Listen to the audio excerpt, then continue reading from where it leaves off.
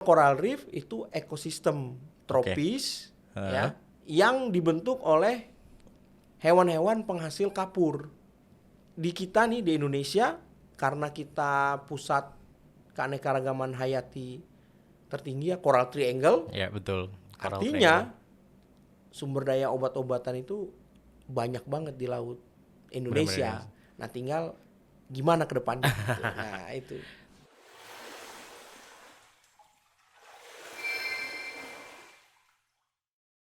Halo teman-teman, balik lagi di Laut Untuk Semua Podcast. Pada kesempatan kali ini kita beruntung banget nih datang salah satu pembicara kita pada hari ini. Minatnya lumayan cukup banyak, sampai akhirnya kita sempat ragu untuk ngundang kayak bisa nggak ya ini dia datang hari ini gitu. Dia fokusnya di minat restorasi terumbu karang, biologi laut, terus bioprospeksi kelautan, keanekaragaman hayati, scientific diving, dosen juga. Banyak banget, langsung aja kita sambut, ini dia Pak Begin. Halo teman-teman. Pak, nih saya mau nanya. Bapak kan dosen di Fakultas Perikanan dan Ilmu Kelautan. Kelautan. Terus juga divers. Maksudnya diving juga gitu kemana-mana. Terus juga peneliti terumbu karang. Terus juga bagian dari co-founder dan juga anggota Biorok Indonesia. Ini kalau dari runtutan ini semua nih Pak, perjalanannya nih gimana sih sampai akhirnya kok bisa sampai sebanyak ini gitu minatnya? Nah, ini pertama kali nih saya ditanyain kayak gini nih. Jadi semua aktivitas itu bermula dari ketika saya pertama kali masuk kuliah di IPB. Oke. Kemudian bergabung di klub selam di Oke. Fakultas Perikanan. Itu namanya Fisheries Diving Club. Ya, klubnya serem banget. Jadi klub selam anak-anak Fakultas Perikanan. Oke. Nah, ini klubnya cukup beda ya dengan klub yang lain. Jadi di situ bergerak di scientific diving. Jadi khusus untuk scientific diving. Nah, dari situ bermulanya jadi saya belajar nyelam dan setelah belajar nyelam ini kan ketemu banyak orang. Oke. Nah, ketemu banyak orang kayak restorasi misalnya. Nah, kebetulan penelitian saya di S1 itu membantu profesor saya Dedi Sudarma.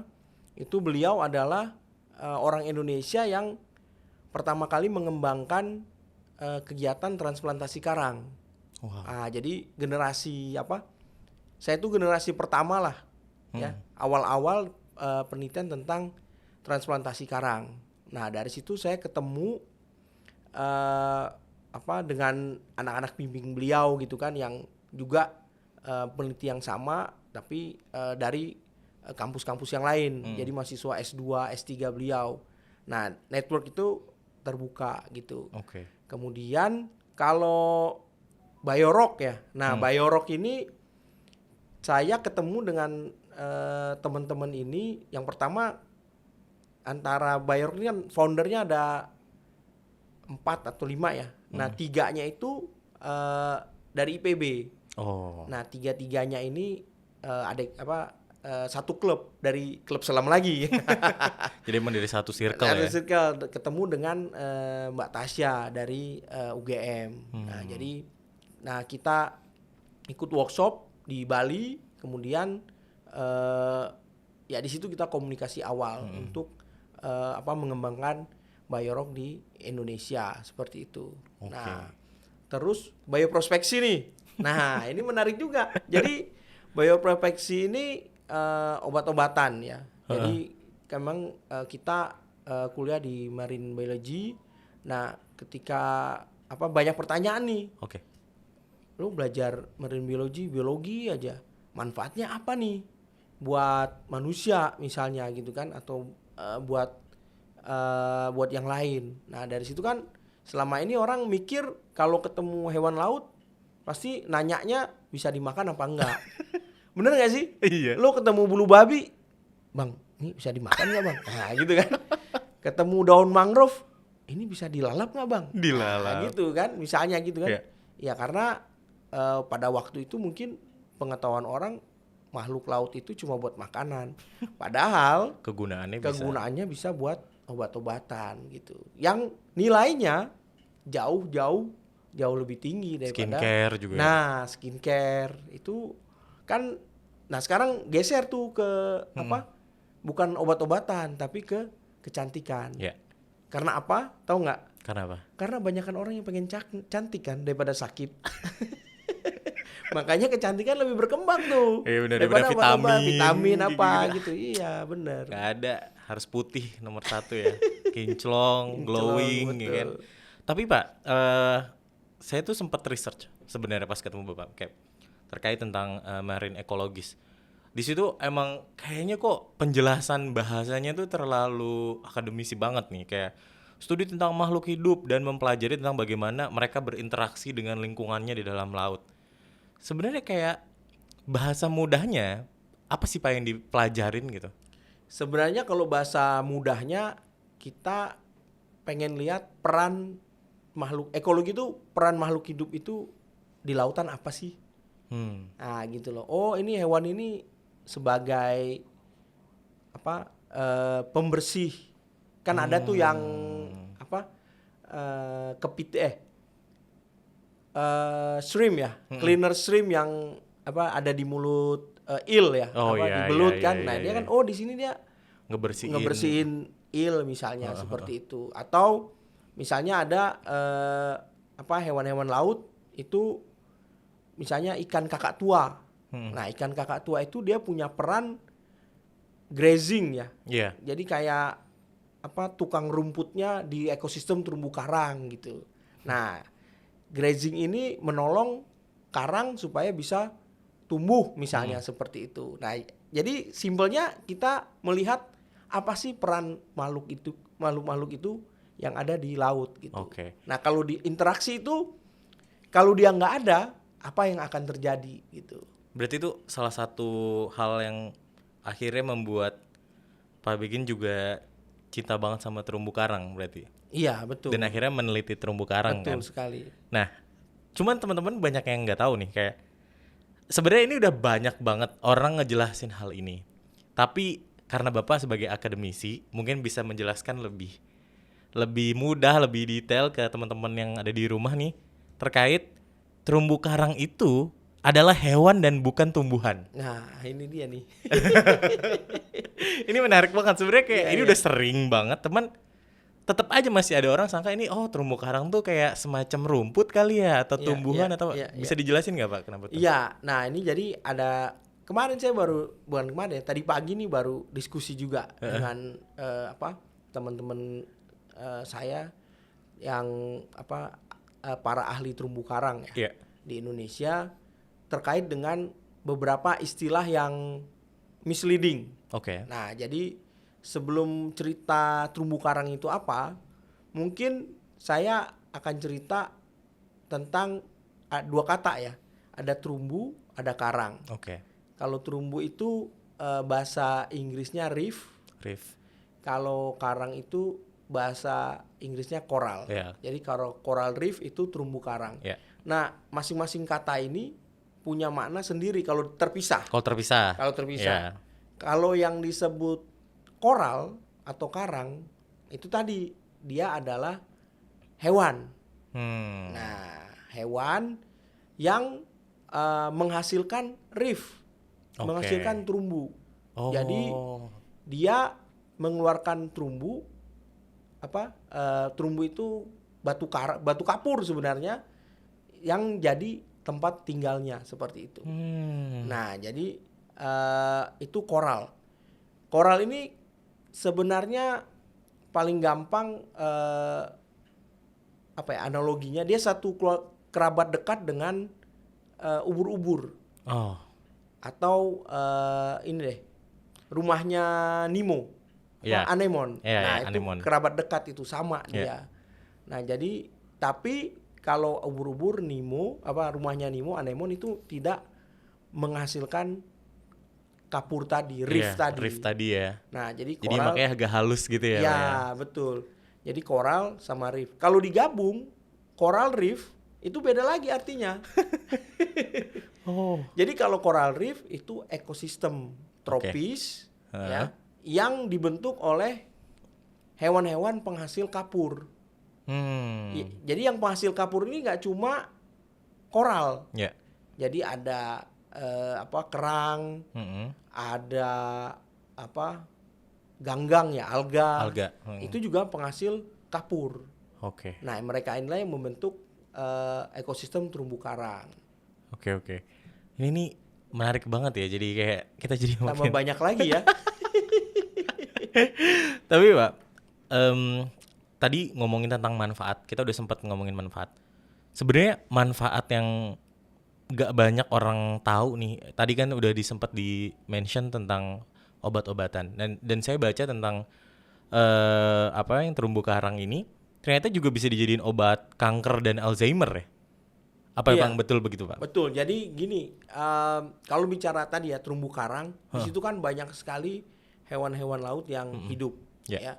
Ada karangnya sendiri, ada karang lunak ya, soft coral, ada sponge ya, SpongeBob itu. Terus ada kalau kepiting, udang dan lain itu sudah tahu lah kita.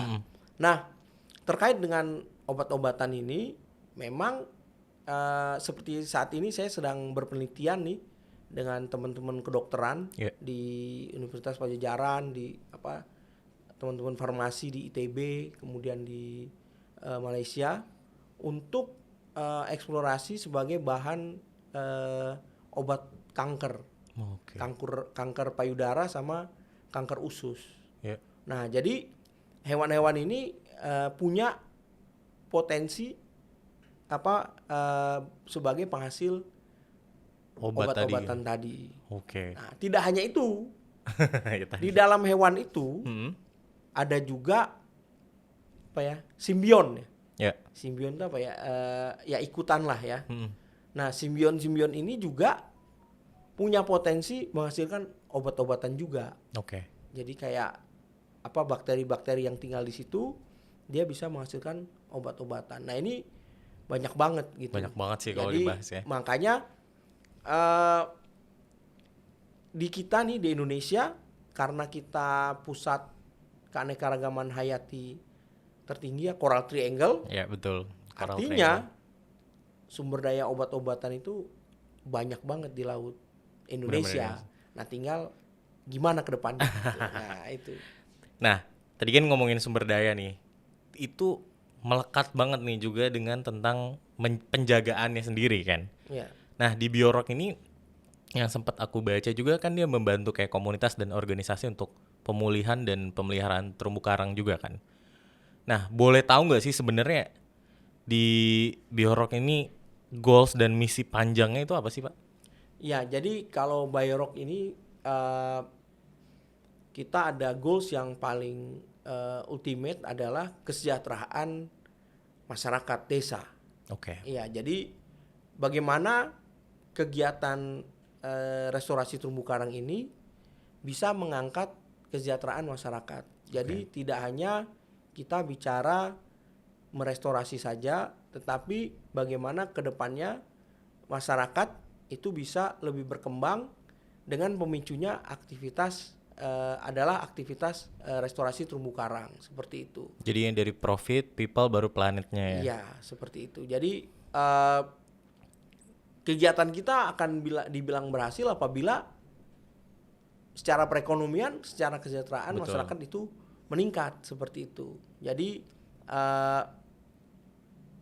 kita lebih mengacu ke arah sana. Jadi ini kayak long run lah gitu ya, maraton gitu ya. Jadi nggak cukup kita restorasi berhenti tapi masyarakatnya nggak sejahtera. Nah itu bukan ke arah sana gitu dari Biorok Indonesia seperti itu. Ya, saya juga percaya sih kayak ketika kesejahteraannya naik, mereka juga jadi lebih mudah menerima edukasi yang kita berikan kan. Betul. Karena kalau misalkan perutnya kosong tapi kayak kita ini orang ngapain sih ngajarin terus kayak. Iya, betul. Jadi pasti nggak nerima kan ya. Iya. Oke. Nah, cuman ngomongin tentang konservasi tadi kita sempat mention dan kesadaran akan pentingnya kayak ngejaga alam, lingkungan, pantai, terus dan juga seisinya. Itu tuh pasti ada triggernya kan.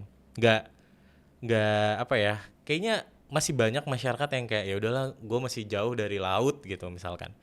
Nah kalau dari buat Pak Begin sendiri, trigger pertama kalinya nih yang bikin sadar yang kayak I need to do something to protect the planets nih, kayak especially for the ocean. Nah itu apa Pak?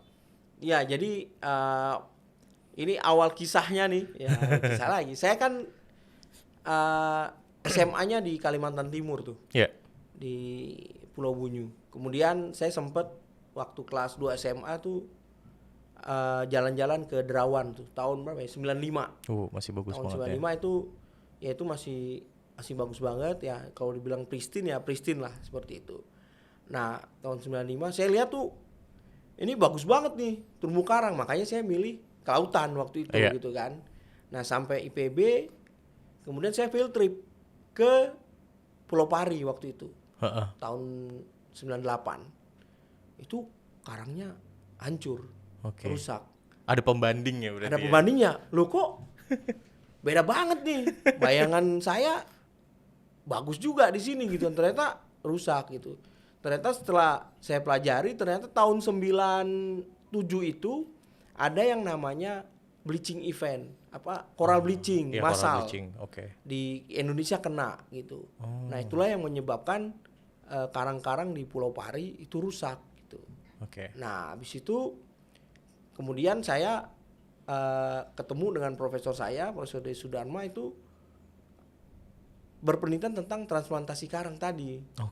Nah, dari situ saya mempelajari kenapa nih ada penelitian transplantasi karang. Oh, ternyata ada kaitannya. Tadi kondisi laut yang tidak semakin sehat gitu kan. Dan kita tidak bisa hanya mengandalkan alam untuk bangkit sendiri gitu. Sedangkan ancaman-ancamannya tuh semakin berat. Nah, jadi dari situlah mulai kita tertarik. Termasuk sebenarnya ketika di klub selam mahasiswa kita udah di doktrin juga, diedukasi juga tentang bagaimana menjaga laut gitu. Jadi kalau di klub selam nih belajar nyelam itu megang karang aja nggak boleh. Iya, benar. Nanti mati. Wah, itu push up-nya bisa berseri-seri itu. Ngomongin tentang penyelam, saya juga lihat Pak Begin sempat bikin diver story, ya kan, ngundang beberapa teman-teman penyelam buat ngobrol-ngobrol kayak gitu kan. Sebenarnya ini diving ini lumayan menarik lah. Ini juga pengalaman menarik selama diving, boleh diceritain nggak Pak? Nah, pengalaman menarik ya tentang diving, ada hal yang fundamental banget nih buat saya. Kan saya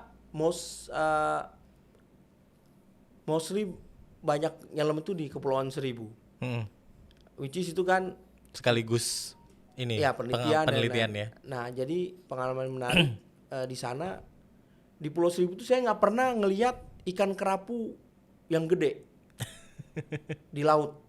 Ya, adanya yang kecil-kecil gitu. Saya nggak percaya tuh bahwa ikan kerapu itu gedenya di terumbu karang gitu. Akhirnya saya ada kesempatan nyelam di Forgotten Island. Di mana tuh Pak? Nah, kan namanya aja nggak tahu kan Forgotten Island itu Maluku Barat Daya. Dari Maumere ke timur. Jadi nyebrang lagi naik kapal. Ya, jadi saya ada ekspedisi waktu itu bareng WWF Indonesia. Disitulah saya ketemu ikan kerapu segede mana? Semeja-meja ini, Bros. Jadi, wah, bener nih. Hampir 2 meter berarti. Hampir 2 meter. Nah, terus lebih seru lagi. Saya kan penelitian DNA barcoding ya, kerapu. Terus minta nelayan, Pak, bisa nggak kita ditangkepin ikan kerapu yang lokal dari situ, biar saya bisa ambil DNA-nya untuk barcoding. Oke Pak, tunggu. Saya ambil umpan dulu. Ambil umpan dong. 20 menit dia mancing. Apa yang dia bawa? Umpannya adalah ikan kerapu segede laptop itu. Pak, jadi mancing nggak? Iya jadi Pak, ini umpannya Pak. Wis, besar amat Pak umpannya. Baru umpannya doang. Baru umpannya, nggak usah Pak. Saya bilang itu aja yang saya sampling, saya bilang. Jadi dia masih ngerasa itu tuh kecil banget. Kecil betul. Jadi karena saking banyaknya ikan yang besar-besar di sana. Nah ini kan sumber daya yang luar biasa sebenarnya di Indonesia seperti itu. Tapi kalau dari keindahan terumbu karangnya, terus juga makhluk lautnya, di mana Pak? Jadi ada beberapa tempat sebenarnya Indonesia ini unik ya, masing-masing tempat punya kelebihannya gitu ya. Jadi kalau ya akhirnya kalau secara pribadi yang unik kalau menurut saya unik juga karena belum banyak juga orang yang nyelam di sana gitu ya, yang bercerita. Itu daerah Banda Neira gitu. Jadi itu daerah yang benar-benar sulit bagus dijamah lah ya. Sulit dijamah, dan itu ya unik lah, karang-karangnya di sana banyak gitu ya, terus spesiesnya juga banyak seperti itu. Nah jadi itu sangat menarik buat saya gitu. Walaupun memang misalnya kalau ke Raja Ampat gitu ya, itu memang ya bagus-bagus juga gitu. Tapi kan terlalu banyak orang yang cerita keindahan Raja Ampat gitu loh. Banda Neira nih masih jarang gitu. Jadi ya kalau bisa pengen kesana lagi gitu ya, untuk berpenelitian seperti itu. Pak, tantangan terbesar kita nih di Indonesia ini yang emang 70%-nya terdiri dari berbagai macam laut, pulau dan lain-lain. Gimana sih kayak menurut Bapak nih definisi kayak pembangunan istilah industri perikanan yang bisa berkelanjutan dan sustainability ini seperti apa Pak baiknya? Ya, jadi industri perikanan kita kan memang dari dulu sangat besar sebenarnya gitu ya. Jadi memang yang menjadi kendala adalah sustainability. Nah, sustainability ini sebenarnya lebih ke bagaimana kita patuh aja terhadap peraturan gitu ya. Patuh terhadap peraturan apa yang sudah diarahkan pemerintah misalnya, itu bisa terlaksana dengan baik. Itu saya pikir udah simple ya kayak gitu ya, itu aja. simple, mengikuti itu saja karena gitu. Udah pasti itu peraturannya dari kajian. Betul. Orang-orang yang memang sudah nyemplung di bidang itu gitu ya. Nah, jadi memang kajian-kajian ini menjadi landasan gitu ya untuk kita sustainability ini. Nah, memang sebenarnya Indonesia punya tantangan, kita negara yang mengelola begitu banyak spesies. Nah, jadi kalau di luar negeri kan misalnya Norwegia, dia salmon aja yang diurusin gitu kan, perikanan salmon kan. Kalau Indonesia kan ada kerapu, kakap, rajungan dan lain-lain gitu ya. Nah, jadi terlalu banyak yang diurus. Tapi saya rasa saya optimis ya kalau kita ikut follow the rule gitu ya, apa yang harus dilakukan, misalnya ukuran minimal lah yang simple, ukuran size tangkapan saja diikuti gitu. Itu kayaknya sudah mengimprove sustainability jangka panjang yang panjang banget itu. Bukan gitu. Yang undersize gitu. Iya gitu, itu udah keren banget gitu. Seperti itu. Tapi dari segala nih kan kayaknya Pak Begin udah ikut ekspedisi inilah ke Banda Neira lah. Tapi kalau buat teman-teman yang lagi nonton di sini nih, kalau harus mention satu misalkan rekomendasi wisata laut terbaik yang pernah didatengin. Rekomendasi daerah wisata yang terbaik ya, kalau menurut saya dari banyak faktor ya yang bisa kita menjadi pertimbangan ya. Memang Wakatobi lah kalau menurut saya. Yang recommended karena dia lokasi yang cukup unik ya. Dia punya atol di situ gitu. Tapi aksesnya mudah gitu. Jadi itu sangat menarik, bisa dikunjungi gitu. Tapi kalau ini sekarang kita ngomongin makanan nih. Pasti deket nih, traveling sama food ini deket banget. Kalau makanan seafood favorit apa Pak? Makanan seafood favorit itu ya kalau di Indonesia kayaknya saya banyak mengeksplor tuh makanan kuah kuning itu loh. Oh, kakap atau apa? Pokoknya kakap kayak apapun yang di kuah kuning pokoknya gitu ya? Kalau ke daerah manapun tuh pasti ada yang ikan kuah kuning yang begitu ya. namanya macam-macam Iya. gitu ya, ada apa aja Oh tuh iya, bisa. benar. Itu menarik tuh. Jadi kalau kita promosikan itu harusnya mengalahkan apa masakan Thailand tuh. Apa ya masakan Thailand yang asam-asam manis, Oh, asam-asam pedes itu iya, kan. iya. Nah itu kan Kita aja dari kuah kuning aja bisa macam-macam ya. iya variasinya. Nah jadi itu khas Indonesia lah yang Oke. bisa di ini kan. Terakhir nih Pak, pertanyaan terakhir. Menurut Bapak kayak harapan dan untuk laut Indonesia apa?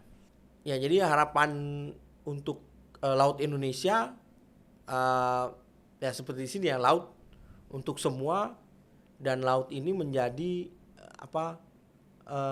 pendukung kehidupan masyarakat Indonesia dan berkontribusi untuk kesejahteraan masyarakat Indonesia selamanya. Selamanya. Nah, seperti itu. Oke, kalau gitu terima kasih Pak Begin udah mau mampir nih ke Terima Laut kasih, Untuk Semua sama-sama. sini. Kayaknya nanti kita bakal banyak lagi ngobrol-ngobrol di balik ini. Terima kasih banyak. Sampai jumpa di episode Laut Untuk Semua podcast lainnya. Dadah. Nah.